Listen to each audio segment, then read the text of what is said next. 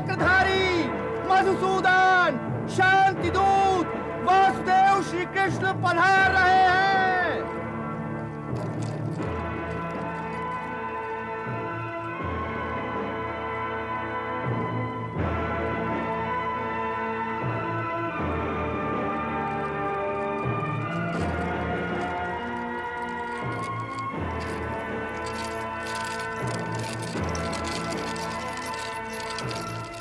शांति दूत का प्रणाम स्वीकार कीजिए महाराज। हे वासुदेव, स्थान ग्रहण करके मेरी राज्यसभा का मान बढ़ाइए। स्थान ग्रहण कीजिए वासुदेव। प्रणाम पितामह।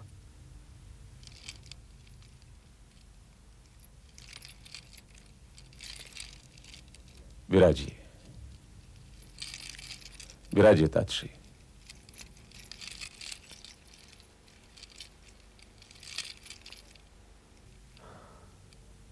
हे वासुदेव, अब यह बताइए कि आप मेरे अनुज पुत्रों की ओर से क्या प्रस्ताव लाए हैं?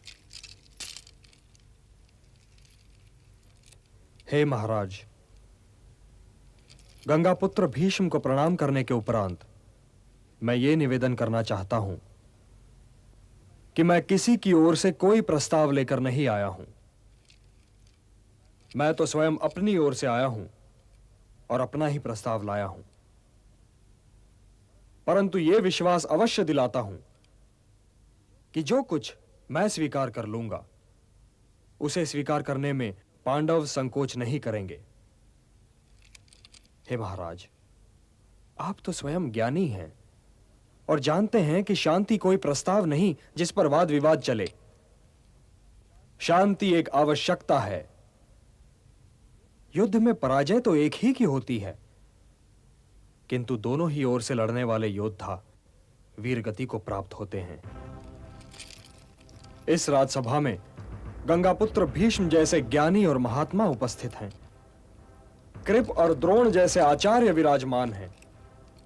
योद्धाओं की जो भीड़ इस राजसभा में है वो आज कदाचित संसार की किसी और राजसभा में नहीं है, और इसीलिए इस राजसभा का दायित्व भी सबसे अधिक है। यदि युद्ध हुआ तो महात्माओं और योद्धाओं का यह जमघट निस्संदेह ही बिखर जाएगा महाराज, निस्संदेह ही बिखर जाएगा। हे महाराज, यदि ऐसा हुआ तो इतिहास उन सारे आंसुओं का उत्तरदायी आपको ठहराएगा जो इस महायुद्ध के उपरांत बहाए जाएंगे। हे नरेश, आप भरत के वंशज हैं। आपके पास धर्म की धरोहर है, मर्यादाओं का निक्षेप है, इतिहास की थाती है। आप न्यासधारी हैं, और आप जैसे न्यासधारी के होते न्यास का अपभंग नहीं होना चाहिए महाराज, न्यास का अपभंग नहीं होना चाहिए। और इसीलिए हे धर्म ध्वज रक्षक, मैं जो कहने जा रहा हूं उसे ध्यान से सुनिए। शांति कभी असंभव नहीं हो सकती, और इसीलिए कुरुवंश को शांति के मार्ग पर ले चलिए महाराज, शांति के मार्ग पर ले चलिए, कि इसी में भरतवंश, भारतवर्ष और सारे संसार की भलाई है। इतिहास गंधार नरेश शकुनी से यह नहीं पूछेगा कि इन्होंने द्यूत क्रीड़ा में कपट क्यों किया था, क्योंकि वो कपट आपकी सभा में हुआ था महाराज। इतिहास युवराज दुर्योधन से भी यह नहीं पूछेगा कि इन्होंने भरत कुल वधु को भरी सभा में क्यों घसीट बुलवाया। इतिहास ये भी आप ही से पूछेगा महाराज, क्योंकि दुर्योधन आपके युवराज हैं। इतिहास दुशासन से भी यह नहीं पूछेगा कि इन्होंने दुर्योधन के कहने पर भरत कुल वधु द्रौपदी का वस्त्र हरण करने की असभ्यता क्यों दिखाई। इतिहास इसके लिए भी आप ही को दोषी, आप ही को उत्तरदायी ठहराएगा महाराज, आप ही को उत्तरदायी ठहराएगा। इसलिए यह जान लीजिए कि शांति का कोई विकल्प नहीं है। युद्ध तो कदाचित कोई नहीं चाहता केशव। यदि कोई युद्ध नहीं चाहता पितामह, तो फिर यह कदाचित क्यों? कदाचित, यह तो आप भी जानते हैं पितामह, और मैं भी, कि युद्ध चाहने वाले इधर भी हैं और उधर भी। इसलिए आज कदाचित जैसे शब्दों को इस राज्यसभा से निकाल दीजिए पितामह। क्योंकि कदाचित जैसे शब्दों की छाया में शांति की बात नहीं हो सकती।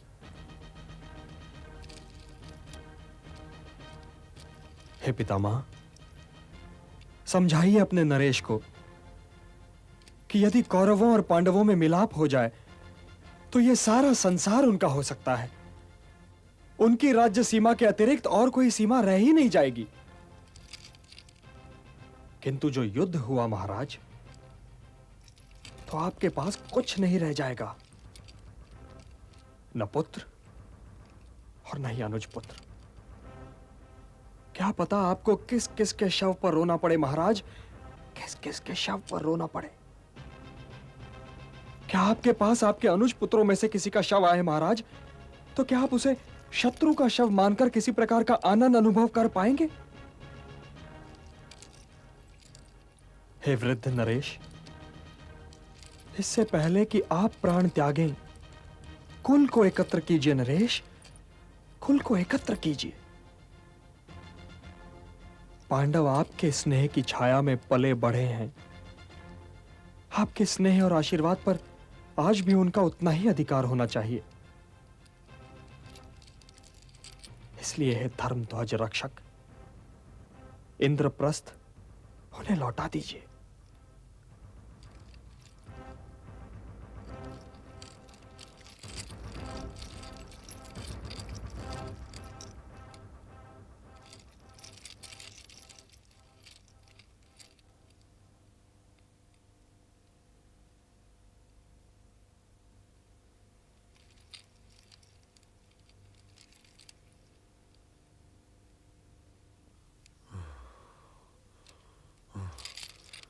वासुदेव, मुझे यह शांति प्रस्ताव स्वीकार नहीं है।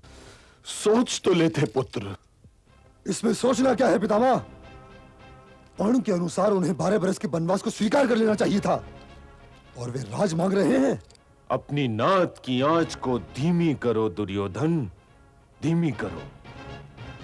जैसे कुल्हाड़ी वृक्ष को काटकर गिरा देती है, वैसे ही व्यक्ति का कपट कुल्हाड़ी बनकर स्वयं उसे काट डालता है। और ये भी देखो वत्स, वासुदेव मित्र की भाषा बोल रहे हैं, और मित्र की भाषा ये कह रही थी कि मैं अपना आधा राज उन्हें दे दूं। यदि ये मित्रता है तो मुझे शत्रुता की परिभाषा समझाइए पितामह। शत्रु वो है युवराज जो किसी योद्धा को किसी अनुचित युद्ध के लिए भड़काए। जो कुछ भी वासुदेव ने कहा वही धर्म है। इंद्रप्रस्थ तो मैं कभी नहीं दूंगा कुलगुरु। हाँ, यदि वासुदेव के पास कोई और प्रस्ताव हो तो मैं उस पर विचार कर सकता हूं। आप लोग दुर्योधन के शुभचिंतक हैं, इन्हें समझाइए, क्योंकि भरत वंश के भविष्य को इस नासमझ योद्धा की महत्वाकांक्षा पर बलि नहीं चढ़ाया जा सकता। और यदि प्रस्ताव ही का प्रश्न है युवराज, तो मेरे पास एक और प्रस्ताव भी है। यदि दुर्योधन इंद्रप्रस्थ रखना चाहे महाराज, तो अवश्य रख लें। मैं पांडवों की ओर से 5 गांव मांग रहा हूं। अविस्थल, वरकास्थल, मकांदी, वारणावत और एक और कोई गांव। केवल 5 गांव। हे नरेश, यदि आप ये 5 गांव भी दे दें तो पांडव उन्हें पाकर संतुष्ट हो जाएंगे। 5 गांव, और वो भी उन पांडवों को? मैं उन पांडवों को सुई की नोक जितनी भूमि भी नहीं दूंगा।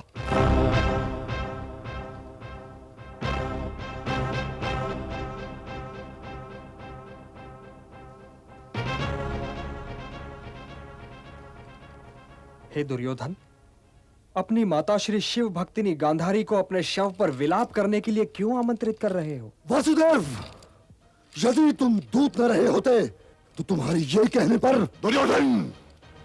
इन्हें बोलने दीजिए पितामह, बोलने दीजिए।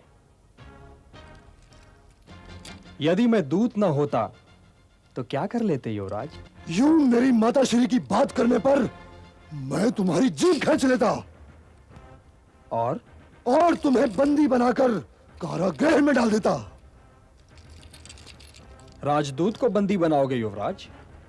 उस अतिथि को बंदी बनाओगे जिसके स्वागत के लिए कुरुश्रेष्ठ गंगापुत्र भीष्म और आचार्य श्रेष्ठ द्रोण और कृप गए थे? हे अहंकारी दुर्योधन, यदि हमें बंदी बना सकते हो तो अवश्य प्रयत्न करके देख लो।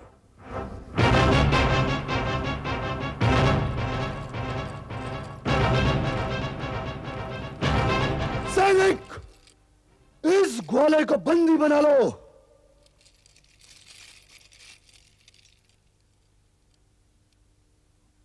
अरे मूर्ख, क्या कर रहा है?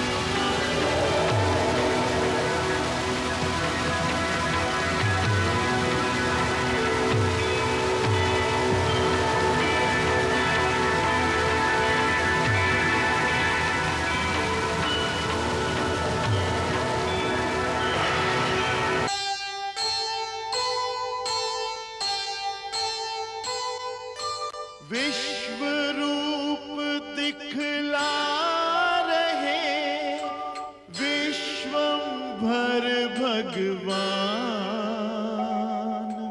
आंखें जिनके पास हों ले इनको पहचान,